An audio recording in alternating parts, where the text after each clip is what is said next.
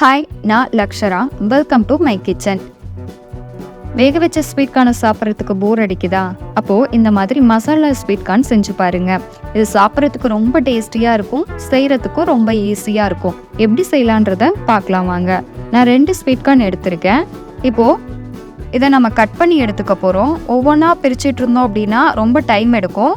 கத்தி வச்சு இந்த மாதிரி எல்லா பக்கமும் கட் பண்ணி எடுத்துக்கிட்டால் நமக்கு ரொம்ப ஈஸியாக இருக்கும்.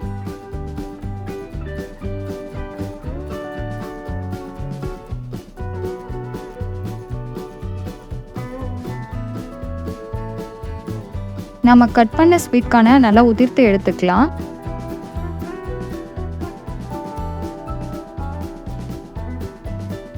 இப்போ ஒரு பாத்திரத்தில் தண்ணியை சேர்த்து நல்லா கொதிக்க வச்சுட்டு, அந்த கொதிக்கிற தண்ணியில் நாம் எடுத்து வச்சிருக்கிற ஸ்வீட் கார்னை சேர்த்து நல்லா வேக வச்சு எடுத்துக்கலாம். ஒரு 10லிருந்து 15 நிமிஷம் அளவுக்கு நல்லா வேகணும். அப்பப்போ நடுவில் கலந்து விட்டுக்கோங்க. செக் பண்ணியும் பார்த்துக்கோங்க எவ்வளோ தூரம் சாஃப்டாக வேகுதுன்னு.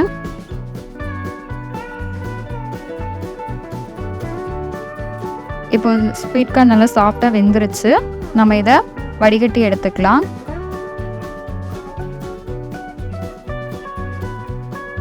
இப்போ ஸ்டவ்வில் ஒரு பேனை வச்சுட்டு அதில் கொஞ்சமாக பட்டரை சேர்த்துக்கலாம்.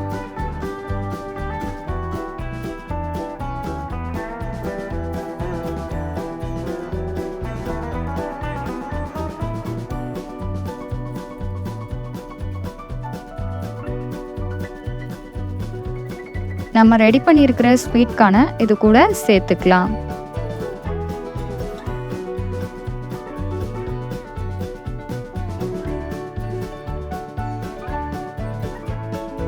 ஸ்வீட் கார்ன் நல்லா பட்டரோட மிக்ஸ் ஆகுற அளவுக்கு நம்ம நல்லா மிக்ஸ் பண்ணி விட்டுக்கணும். இப்போ இதில் 1 ஸ்பூன் அளவுக்கு மிளகாய்த்தூள், 1/4 ஸ்பூன் அளவுக்கு சாட் மசாலா,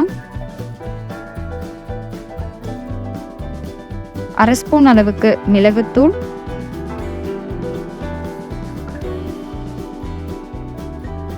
1/4 ஸ்பூன் அளவுக்கு உப்பு சேர்த்து நல்லா மிக்ஸ் பண்ணிக்கலாம்.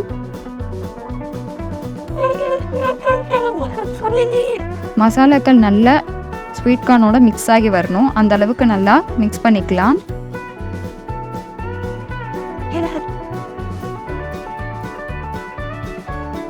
இப்போ நல்லா மிக்ஸ் ஆயிடுச்சு. இப்போ நம்ம இதை ஒரு பவுலுக்கு மாற்றிக்கலாம்.